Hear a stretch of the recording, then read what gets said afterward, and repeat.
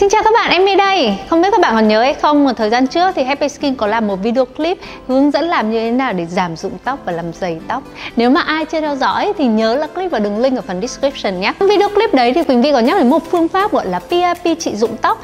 Thực ra thì từ thời điểm đó là Emmy đã bắt đầu trải nghiệm với phương pháp này rồi. Và cho đến tận bây giờ, sau một thời gian đủ dài, đủ lâu trải nghiệm nhiều lần thì Emmy mới đủ tự tin để chia sẻ với các bạn về phương pháp này trong video clip này. Thực ra thì lý do mà Emmy phải sử dụng đến phương pháp này ấy, là vì cách đây khoảng tầm vài tháng tóc của Emmy bắt đầu rụng rất nhiều. Sau mỗi lần gội là rụng cả nùi như thế này ở trên tay ấy, nhìn rất là khủng khiếp. Lý do một phần là bởi vì là bị stress này. Stress làm cho chúng ta bị thay đổi nội tiết tố, rồi hormone gây stress đó là cortisol ấy thì sẽ khiến là ức chế hoạt động của nang lông, khiến cho là tóc bị rụng đi này, rồi ức chế hoạt động của cả tế bào sắc tố, nên là sẽ thấy khi mà bị stress ấy bạn sẽ có nhiều tóc bạc hơn. Emmy rất nhiều tóc bạc trên đỉnh đầu đây. Và ngoài ra một lý do nữa đó là vì Emmy phải tạo kiểu rất là nhiều, uốn này, nhuộm này, rồi dập phồng ở chân tóc nữa. Và sau một khoảng thời gian dài như vậy ấy, thì Emmy thấy là tóc của Emmy rụng khủng khiếp và Emmy cực kỳ hoảng hốt. Ngoài chuyện là sử dụng những sản phẩm chuyên dành cho tóc rụng ấy, thì Emmy nghĩ là cần phải có một liệu trình gì đó nâng cao và xâm lấn hơn để có một tác dụng rõ rệt hơn. Đó là lý do mà Emmy quyết định là sẽ thử trải nghiệm PRP rụng tóc và đã làm được hơn 3 lần. Các bạn muốn biết kết quả thực sự như thế nào thì nhớ là hãy theo dõi đến hết video clip này và đừng quên subscribe YouTube channel của Happy Skin.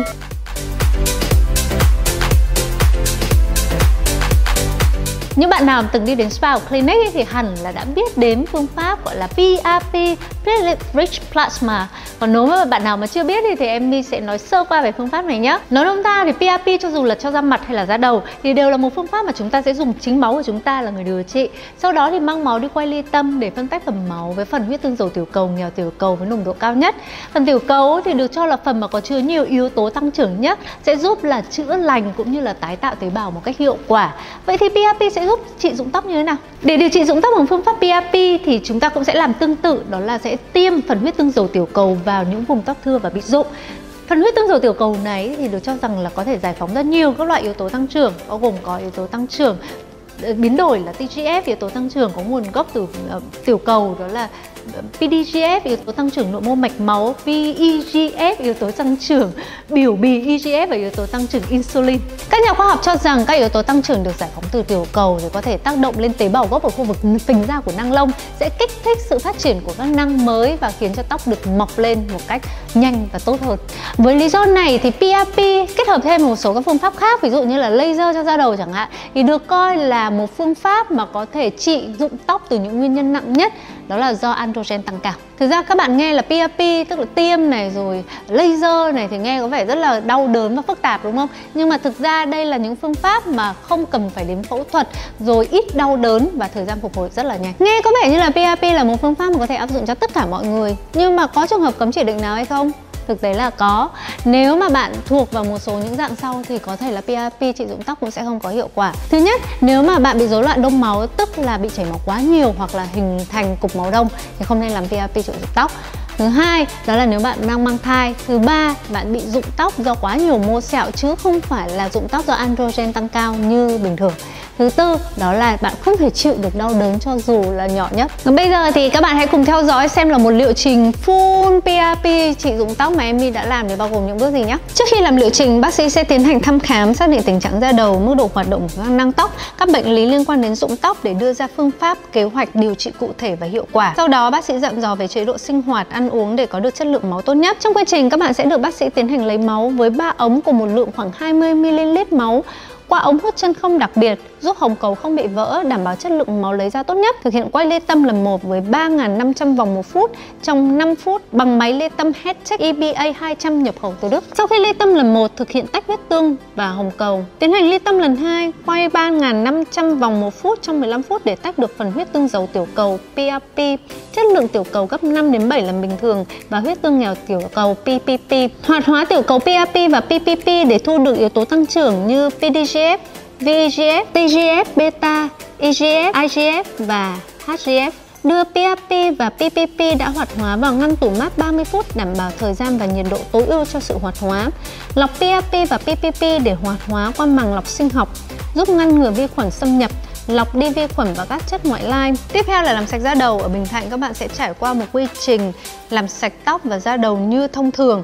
Còn ở quận 5, các bạn sẽ được sử dụng dầu gội khô để làm sạch tóc và da đầu, kết hợp xông hơi, massage vùng da đầu để tăng lưu thông máu huyết. Tiếp theo là dùng liệu pháp ánh sáng năng lượng thấp với bước sóng 655 nanomet trong 15 cho đến 20 phút. Với cơ chế là các tia thể hấp thu năng lượng ánh sáng, tăng vận chuyển các electron và thúc đẩy tín hiệu tế bào tái tăng trưởng tóc. Phương pháp này được FDA chấp thuận trong điều trị rụng tóc do androgen 15 phút mỗi lần, 3 lần mỗi tuần trong vòng 26 tuần. Bây giờ em đang ở bước là đội mũ laser để kích thích mọc tóc.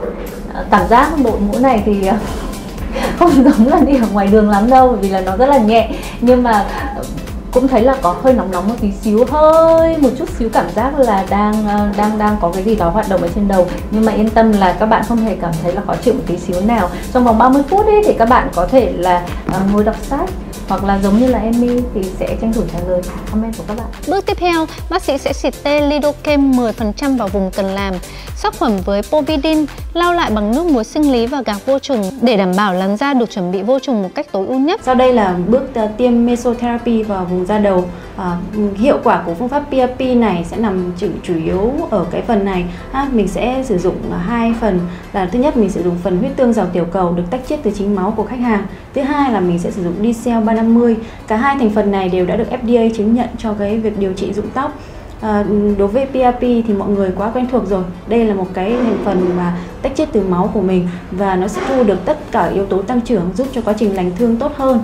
Thứ hai là D-Cell 350. Đây là một cái thành phần mà gồm có rất nhiều cái chất mà ưu việt. Phải kể đến thứ nhất là PDAN. Đây là một chất có tác dụng làm tăng lưu thông máu vùng da đầu, tăng tái tạo biểu mô, niêm mạc. Thứ hai là vitamin B5. Đây là một thành phần có tác dụng là tăng nuôi dưỡng vùng da. Thứ hai là tăng dưỡng ẩm cho cái vùng da đầu của mình. Và cuối cùng là tripeptide 1. Đây là một chất ngoài cái việc mà tác dụng làm tăng trưởng biểu mô, nó còn ức chế hoạt động của dihydrotestosterone, là một chất có vai trò quan trọng trong cơ chế bệnh sinh của rụng tóc androgen.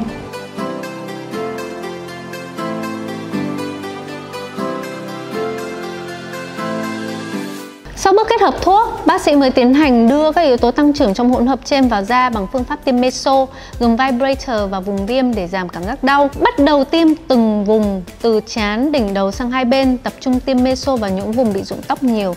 Sau tiêm sẽ hình thành các nốt sần, các nốt này sẽ tan trong vòng 24 giờ. Tiếp theo, bạn tiếp tục được thực hiện phi kim với huyết tương nghèo tiểu cầu PPP, tạo ra các kênh dẫn đưa các yếu tố tăng trưởng vào da tốt hơn, kích thích tăng sinh mạch máu, tái tạo nuôi dưỡng năng lông. Các vết thương này sẽ tự khép lại sau khoảng 90 phút. Cuối cùng là đi búa lạnh massage để làm dịu các tổn thương trên da, mang lại cảm giác dễ chịu hơn và giúp da đầu phục hồi nhanh hơn.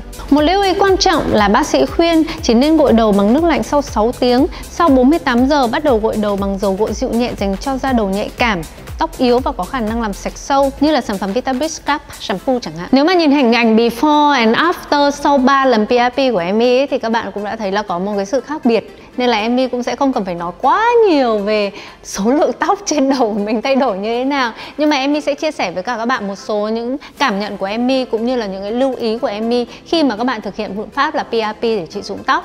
Cái thứ nhất ý, là Emmy cũng muốn nói luôn là thực ra PRP để trị rụng tóc không phải là một cái phương pháp thần thánh mà sau một lần các bạn sẽ thấy ngay tác dụng. Điều đấy là rất là khó.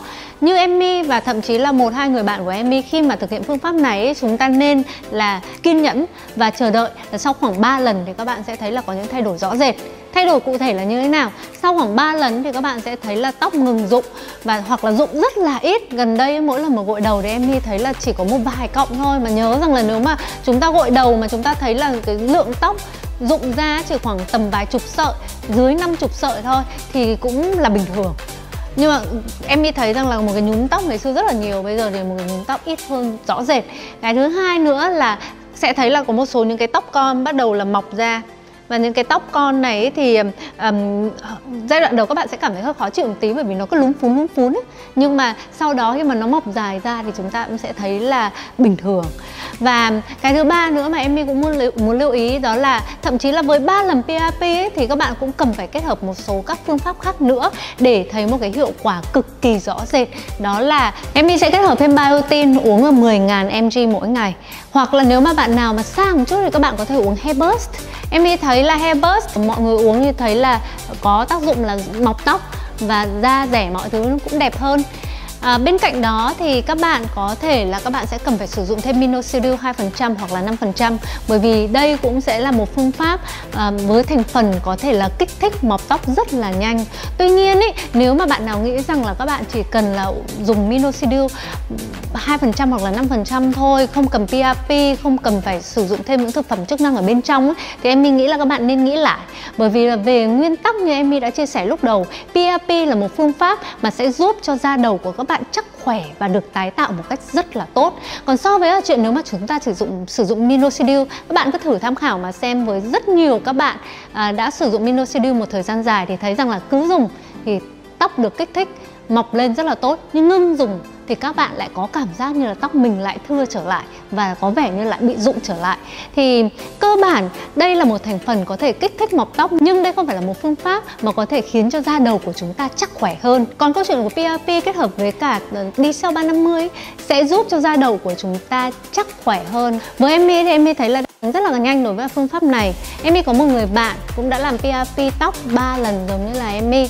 Thì bạn này trước khi mà làm PRP tóc ấy thì da đầu cực kỳ nhạy cảm đến mức độ là còn không thể sử dụng minoxidil 5% hay là 2% luôn, và tóc rụng khủng khiếp, rụng đến mức độ có cảm giác như là hói luôn ở trên đầu. Sau 3 lần PRP tóc kết hợp với cả các phương pháp kia ấy, thì bạn thấy rằng là tóc gần như là không còn rụng nữa và có vẻ như là da đầu khỏe hơn, khỏe đến mức độ là đã bắt đầu có thể sử dụng minoxidil để kết hợp cùng. Thì em một lần nữa em muốn khẳng định lại là đây là một cái phương pháp mà em thấy có thể chăm sóc da đầu rất hữu hiệu, bên cạnh chuyện là chúng ta sử dụng những sản phẩm đúng cách hàng ngày.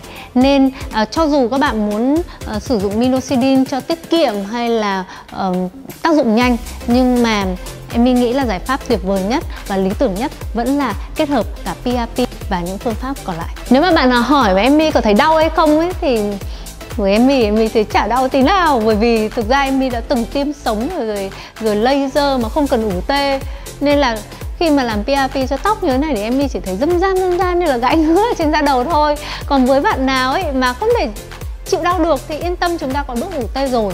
Nhưng mà thực sự thành thật mà khuyên các bạn ấy, thì nếu mà làm cái gì làm sống được thì vẫn là tốt nhất. Lời cuối thật lòng để nói với các bạn ấy là có nên bỏ tiền ra để làm PRP tóc hay không. Thì em nghĩ rằng là đối với cả những bạn nào mà mới bị rụng tóc này, chưa áp dụng phương pháp nào cả, thì cũng chưa cần quá vội vàng. Các bạn có thể thử một số những phương pháp mà Emmy và Quỳnh Vi cũng đã từng chia sẻ trước đó. Các bạn có thể sử dụng thực phẩm chức năng, các bạn có thể thay đổi dầu gội của mình, sử dụng thêm hair tonic để nâng cao sức khỏe của da đầu. Nếu mà đã đạt được như kỳ vọng ấy thì đỡ phải tốn tiền. Còn trong trường hợp nếu mà các bạn rơi vào một cái tình thế đó là đã thử tất cả các phương pháp rồi nhưng mà tóc vẫn rụng khủng khiếp, cái thứ hai nữa rằng là bạn đã tiến đến một tình trạng mà người ta gọi là young bald, tức là hói mà khi còn trẻ, thì đây chắc chắn là một phương pháp mà có thể mang lại cho bạn những hiệu quả rõ rệt hơn rất nhiều so với cả những phương pháp trước đó. Và các bạn đừng quên là em luôn áp dụng một chương trình, đó là mua 2 tặng 1 khi sử dụng code Happy Skin, nhưng mà chỉ trong tháng 6 này thôi, cho dịch vụ PRP dành cho tóc. Ôi, giới thiệu này ngượng quá, nhưng mà nếu mà thực sự mà các bạn có nhu cầu thì nhớ là hãy sử dụng code Happy Skin khi mà đến Happy Skin Medical Spa sử dụng dịch vụ PRP tóc nha.